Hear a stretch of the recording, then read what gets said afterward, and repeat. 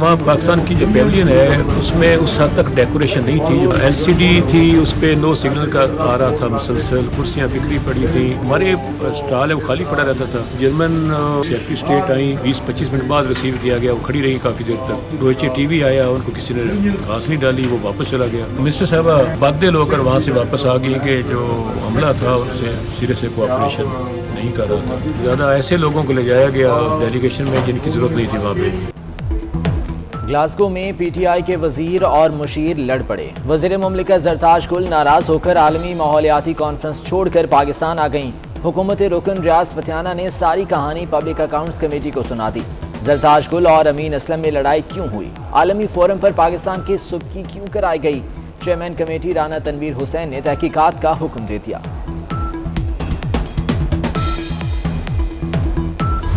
महंगाई बहुत ज़्यादा है, इसकी वजह से लोग बहुत परेशान हैं और हमसे सवाल ये पूछे जा रहे हैं कि आखिर आप इस पर कंट्रोल क्यों नहीं पा रहे। वज़ीर-ए-आज़म पाकिस्तान इमरान खान साहब पूरी कोशिश कर रहे हैं, पूरी हुकूमत कोशिश में है, लेकिन अभी तक हम इसमें कामयाब नहीं हो पाए। अवामी मुमकिना रद्द-ए-अमल, महंगाई और दीगर मसाइल पर जहांगीर तरीन ग्रुप एक बार फिर सोच में पड़ गया। राजा रियाज ने पार्टी क़यादत को अल्टीमेटम दे दिया। कहते हैं हुकूमत महंगाई कंट्रोल करने में नाकाम हो चुकी। वज़ीर आज़म जिम्मेदारों से जवाब मांगे। पेट्रोल बहरान पर वज़रा से तहकीकात की जाएं। मामला दुरुस्त ना हुए तो अपना लाहेमल बनाएंगे। हुकूमत और पेट्रोलियम डीलर्स की लड़ाई में अवाम पिस गए। पेट्रोलियम डीलर्स की कॉल पर मुल्क में जुज़वी हड़ताल, कहीं पेट्रोल पंप्स बंद तो कहीं खुले। मरियम नवाज कहती हैं अवाम तड़प रहे हैं मगर हुकूमत को कोई फर्क नहीं पड़ता। दुआ है कतारों में इमरान खान और वज़रा हों। शहबाज शरीफ ने कहा ये हुकूमत चलती रही तो मुल्क नहीं चलेगा। बिलावल भुट्टो कहते हैं इमरान खान ने हर पाकिस्तानी की जिंदगी अजीरन बना दी।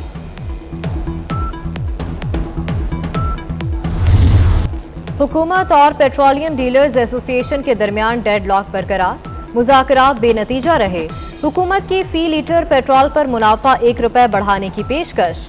पंप्स फी लीटर पेट्रोल पर 3 रुपए 91 पैसे कमाते हैं, मुनाफा 6% तक बढ़ाया जाए। डीलर एसोसिएशन का मुतालबा।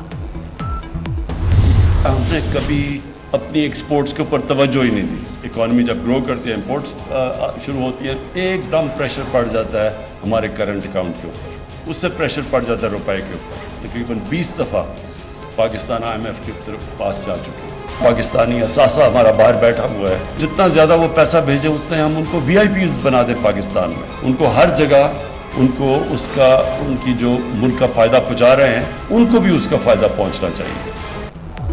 मईशत बेहतर होने लगती है तो करंट अकाउंट खसारा और रुपए पर दबाव बढ़ जाता है। इसी वजह से IMF के पास जाना पड़ता है। वज़ीर आज़म ने माजी में एक्सपोर्ट पर तवज्जो न देने को पाकिस्तान का मसला करार दे दिया। कहते हैं इंडस्ट्री उठेगी तो हमारी बरामदात में इजाफा होगा।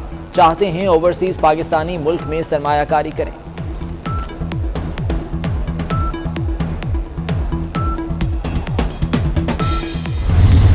पाकिस्तान को कर्जिस्तान किसने बना दिया है? पाकिस्तान को डेट ट्रैप में किसने धकेल दिया है? आज पाकिस्तान फॉर सेल का स्टिकर पाकिस्तान की मईशत पे लगा हुआ है। जून 2018 में तकरीबन 25 खरब की थी, आज वो 3.25 सालों के बाद 41,500 अरब रुपए पे पहुंच चुकी है। इमरान खान ने पाकिस्तान को कर्जिस्तान बना दिया। मईशत पर पाकिस्तान बराए फरोख्त का स्टिकर लगा दिया गया। एहसन इकबाल की कड़ी तनकीद, कहा 3 साल में कर्जों में 70% इजाफा हो चुका। जून 2018 में हर पाकिस्तानी पर 1,44,000 का कर्ज था, आज हर पाकिस्तानी पर 2,35,000 कर्जा है। फिर माजी में कुछ चंद हफ्ते पहले वो चाय की प्याली में तूफान उठा दिया गया कि जी ये रिकवरी कहाँ जाती है। भाई रिकवरी हमें कोई करेंसी नोट्स की शक्ल में नहीं मिलती। कुछ लोग सियासत में अपने आप को नैब की बुनियाद पर जिंदा रखना चाहते हैं और वो नैब की बुनियाद पर जिंदा है। उनकी सुबह नैब से शुरू होती है, उनकी शाम नैब पे ख़त्म होती है। कुछ लोग नैब की बुनियाद पर सियासत में जिंदा रहना चाहते हैं। चाय की प्याली में तूफान लाने वाले नहीं जानते कि तमाम हिसाब रखा हुआ है। चेयरमैन नैब जावेद इकबाल का लाहौर में तकरीब से खिताब, कहा कोई मुकद्दस काय नहीं, जो करेगा वो भरेगा। नैब पर करप्शन का इल्जाम लगाने वाले सबूत दें, कार्रवाई करेंगे। नैब को गालियां देने से केस खत्म नहीं होगा, केस मेरिट पर खत्म होगा।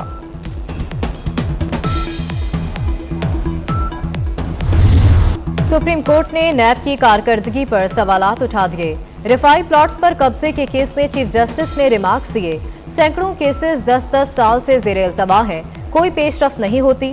लगता है नैब मुल्जिमान से मिला हुआ है। क्या रियासत बेबस हो चुकी? अदालत का चेयरमैन नैब को रिपोर्ट पेश करने का हुक्म।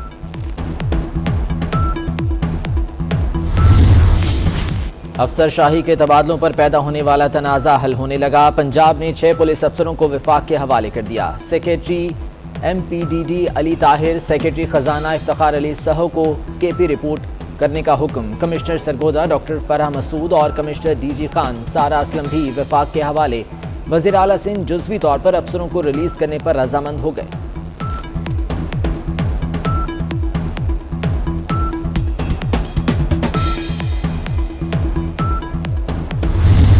मुख्तलिफ शहरों में गैस का बहरान बरकरार, कहीं गैस गायब तो कहीं प्रेशर में कमी की शिकायत। खवातीन के लिए खाना तैयार करना इम्तिहान बन गया। लोग महंगी LPG और लकड़ियां खरीदने पर मजबूर।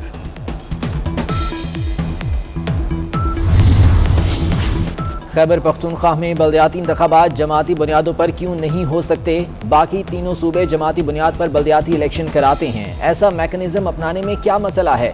सुप्रीम कोर्ट के जस्टिस उमर अता बंदियाल के रिमार्क्स। पेशावर हाई कोर्ट के फैसले के खिलाफ केस में इलेक्शन कमीशन को नोटिस।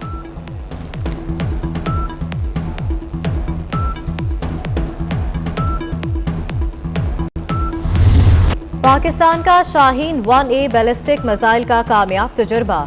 ISPR के मुताबिक शाहीन 1A जमीन से जमीन पर मार करने वाला बैलिस्टिक मिसाइल है। मिसाइल तजुर्बे का मकसद हथियारों के तकनीकी पहलुओं का असर नौ जायजा लेना था। आला अस्करी क़यादत ने मुशाहिदा किया।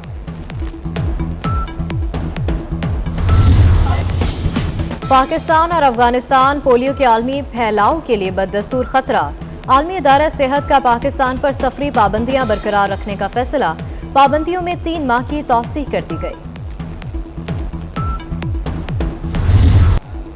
एयरबस के तैयारे A340 की अंटार्कटिका के बर्फानी रनवे पर लैंडिंग। पुर्तगाल की हाई फ्लाई एयरलाइंस के जहाज ने केप टाउन से उड़ान भरी। 5 घंटे बाद अंटार्कटिका पहुंची। अमले ने बर्फपोश इलाके में 3.5 घंटे गुजारे।